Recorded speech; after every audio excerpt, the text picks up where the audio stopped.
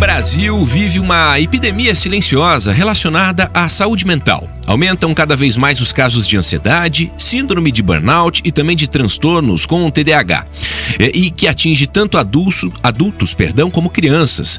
Num cenário de pressões cotidianas, excesso de estímulos e exigências de produtividade, como cuidar da saúde mental de forma preventiva e efetiva?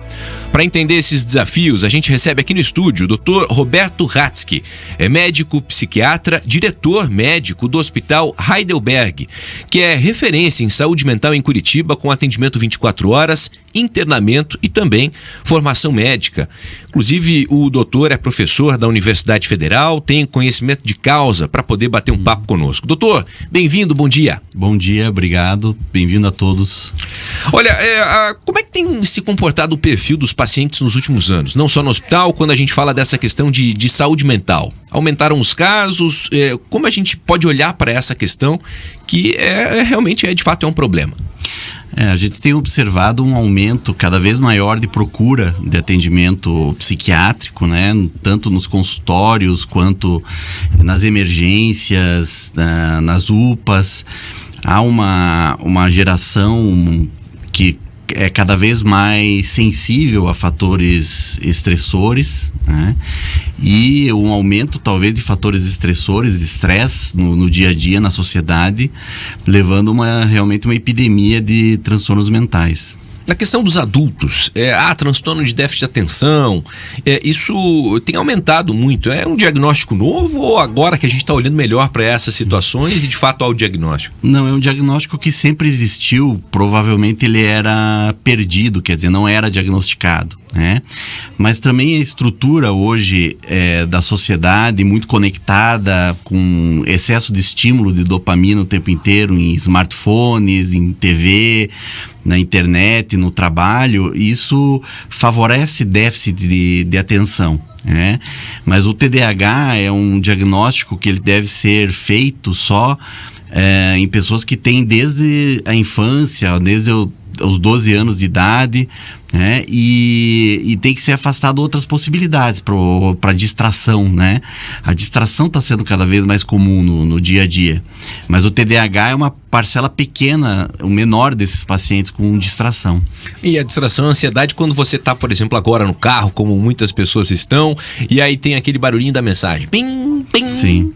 E será que a pessoa não consegue, né, doutor, ficar sem olhar aquela mensagem? Que coisa. Sim, isso é um vício, né? Eu particularmente deixo o meu celular no mudo no WhatsApp, né? Porque também a gente faz parte de tantos grupos, tantas situações. O que é urgente mesmo, o que é realmente urgente, a gente tem pouca, vamos dizer assim, como é que a gente pode colocar? Pouca resolutividade pelo telefone, né? Se for um caso de urgência médica mesmo, a pessoa teria que ir para um pronto-socorro, né? Se ela estiver morrendo, o que o médico faz por telefone, se você pensar bem, né? A pessoa está infartando, por exemplo, ela manda uma mensagem pro cardiologista, né? O cardiologista vai ter pouco manobra, né? Pouco espaço para atuar, né? Ele vai mandar ir para o pronto-socorro, né? Doutor, a gente tem percebido uma geração, ou talvez, né, o fato da própria rede social aí, as pessoas acabam compartilhando mais, né, questões cotidianas, mas uma geração cada vez mais ansiosa. Bom, mas há, dentro de alguns parâmetros aí, uma certa ansiedade normal do dia a dia, como também de um quadro que já pode ser considerado um certo transtorno. De que maneira entender essa diferenciação também? O Brasil, ele é campeão em transtornos de ansiedade, né? Os últimos estudos de prevalência mundial mostrou que o Brasil tem uma prevalência maior do que outros países, mas o transtorno de ansiedade quando essa ansiedade é crônica, ela é persistente, né? Ela acaba prejudicando o dia a dia da pessoa, prejudica o sono, a pessoa não consegue dormir, ela fica num estado de sobressalto o tempo inteiro, achando que alguma coisa de ruim vai acontecer, ela tem preocupações na cabeça, preocupações múltiplas que ela não consegue tirar, e acaba tendo um sofrimento tanto no trabalho quanto em casa, né? Tem uma dificuldade de sentir bem consigo mesmo. Isso também aumentou bastante nos últimos anos, doutor? Sim, aumentou bastante. As pessoas procuram... Como é que funciona?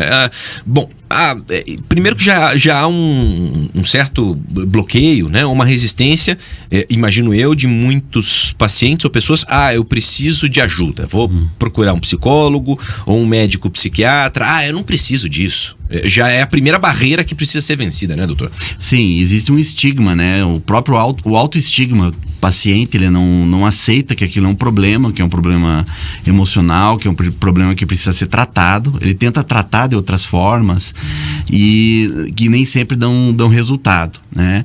Então existe essa barreira para as pessoas procurarem. O que a gente tem observado nas gerações mais jovens é que está diminuindo um pouco esse estigma. Elas falam mais sobre saúde mental com mais facilidade. Mas nem sempre elas acham meios de melhorar a saúde mental. Elas podem falar sobre saúde mental, mas elas não conseguem resolver os problemas de saúde mental, né? Doutor, a questão do burnout, muito tem se falado, né? Ou se falou e ainda continua em alta essa questão. Isso foi reconhecido oficialmente, né, como doença relacionada ao trabalho pela Organização Mundial da Saúde. Bom, o que isso representa, o que isso significa de fato, e traz uma nova normativa para que isso seja tratado como doença, a questão da identificação, para que haja um tratamento, um acompanhamento, é assunto sério, né? Sim, o burnout, ele tem essa característica. Ele foi reconhecido pelo CID-11, Classificação Internacional das Doenças, da 11ª edição. É realmente um transtorno ligado ao trabalho, então não é necessariamente ligada à psiquiatria em si, à doença mental. Mas entre os critérios de burnout, você tem que afastar a possibilidade de outros transtornos mentais. Então, se a pessoa tem depressão, ela não tem burnout, né? Se ela tem um quadro de ansiedade, ela tem ansiedade, ela não tem burnout. Então, o burnout acaba sendo um diagnóstico de exclusão. A maioria das vezes, quando a gente vê pacientes se queixando de burnout, a gente vê que não é só a questão do trabalho. O trabalho é um dos fatores, então a vida da pessoa tá ruim como um todo, né? O trabalho, o relacionamento familiar, o casamento, o relacionamento com os filhos, o estilo de vida está com problema como um todo. Então o trabalho é apenas a ponta do iceberg, né? Então o burnout, ele tem que ser visto com muito cuidado para não ser feito um diagnóstico em excesso e achar que tudo é burnout, né? Qualquer dificuldade no trabalho é burnout. Você tem que avaliar outras possibilidades diagnósticas primeiro. E esse diagnóstico, isso só acontece quando você procura ajuda, né? Porque muitas vezes até chegar a esse ponto, a pessoa se não está surtando, já surtou, né, doutor? Sim, ela procura ajuda, né? Ela acaba tendo essa necessidade de procurar ajuda e ver as questões do trabalho que podem estar levando ao burnout ou não, né? Porque é um problema daí do ambiente de trabalho em si, né? Agora, se uma pessoa tem burnout naquele ambiente de trabalho, teoricamente, como o ambiente está alterado, várias pessoas deveriam ter burnout também, né? Então, por isso que o diagnóstico de burnout, ele tem que ser visto com muito cuidado, porque ele é usado às vezes como para demandas na justiça do trabalho, né? Porque a gente pensava antigamente, você está insatisfeito com determinado trabalho, você procurava um outro trabalho, né?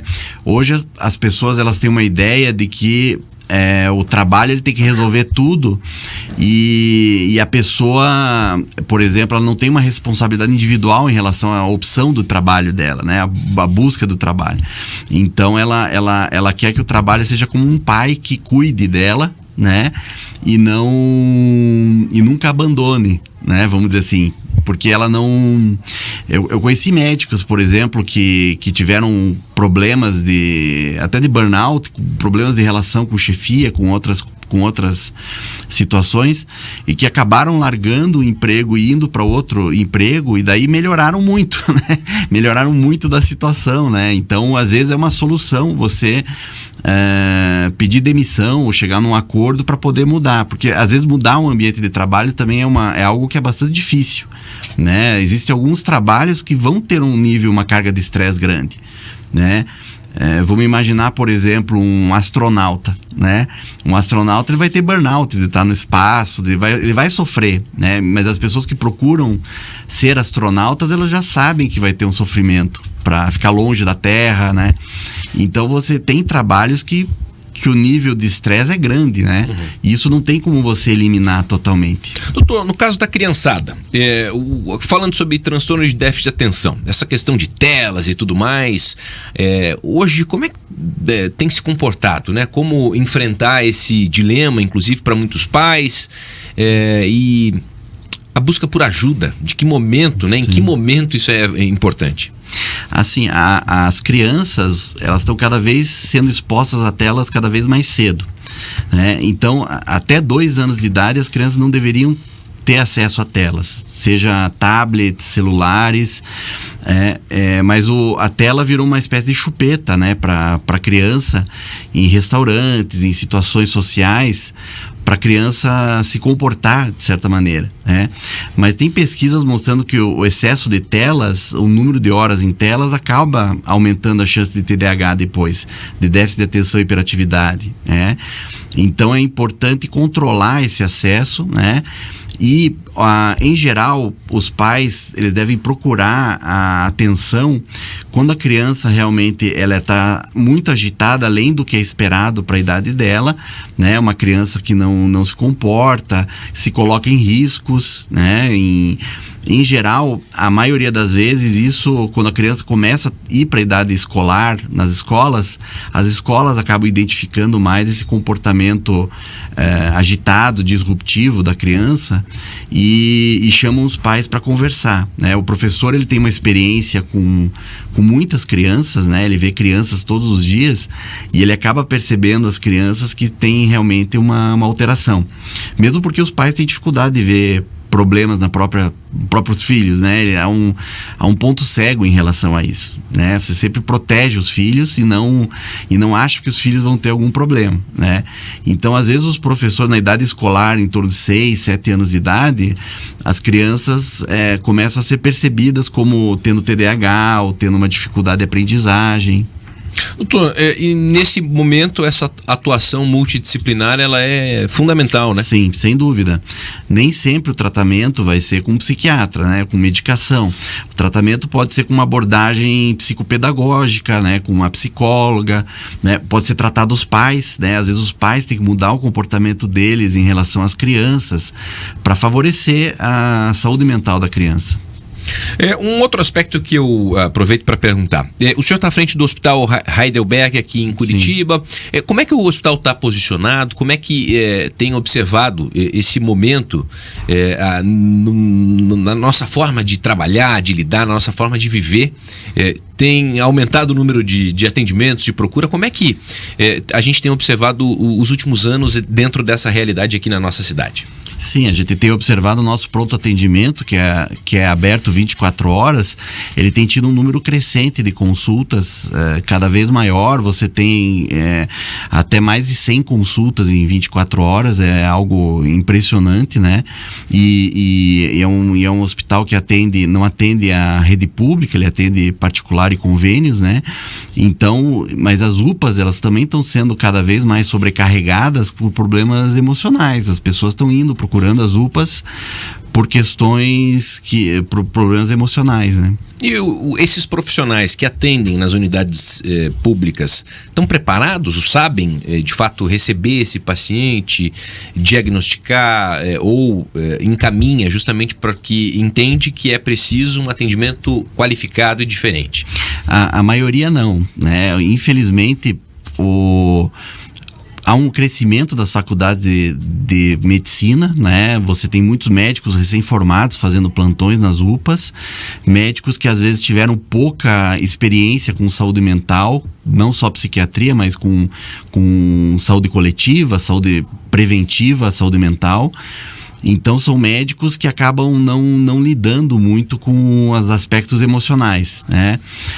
Eles já têm, alguns médicos têm até dificuldade de diagnosticar problemas físicos, entre aspas, né? Diagnosticar coisas que seriam relativamente simples de diagnosticar, como pneumonia, né? Então os médicos acabam tendo cada vez mais pior formação e acabam trabalhando nas UPAs e não sabem diagnosticar transtornos mentais de forma adequada.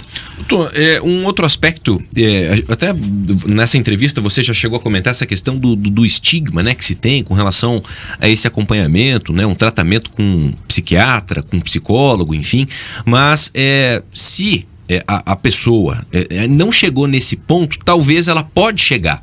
E é preciso parar, olhar para si e falar, eu preciso de ajuda. E essa ajuda não vem sozinha, ela tem que vir com um profissional qualificado que tem instrumentos, né, e conhecimento para ajudar essa pessoa a se reerguer. Sim, sem dúvida. Você precisa muitas vezes procurar um psicólogo para conversar, para fazer uma terapia, para fazer uma abordagem, eventualmente um psiquiatra. Existem médicos também, clínicos gerais, médicos de família, que também têm já uma experiência grande e acabam tendo capacitação para abordar esses assuntos, né? Que deveriam ser abordados realmente por toda a medicina, não só pela psiquiatria. Doutor, para caminhar já para o final da nossa entrevista, a mensagem que o senhor deixa, né, para os nossos ouvintes aí, e estabelecendo essa relação com o hospital, que é referência no atendimento e a casos de saúde mental aqui, né, em Curitiba, que segue de portas abertas, ou seja, numa circunstância, não hesite, é preciso e é importante buscar ajuda. Sim, se você tiver uma situação assim aguda, grave, por exemplo, uma crise de ansiedade, um ataque de pânico, que é uma crise de ansiedade muito forte, que você tem a impressão que você vai morrer, ou uma alteração comportamental assim muito disruptiva, muito grave, como uma agitação, um risco, uma pessoa que está agitada, que está fora de si, né? Ela tem que buscar ajuda imediatamente. Tá aí, eu quero agradecer, portanto, ao doutor que conversou conosco falando sobre essa questão extremamente importante, doutor Roberto Hatzky, médico, psiquiatra e diretor médico do Hospital Heidelberg, que é referência no atendimento à saúde mental em Curitiba, atendimento 24 horas, internamento também aqui na nossa capital. Doutor, obrigado pela entrevista. Obrigado a vocês pelo espaço. A gente segue trazendo informação para você, agora 11h21.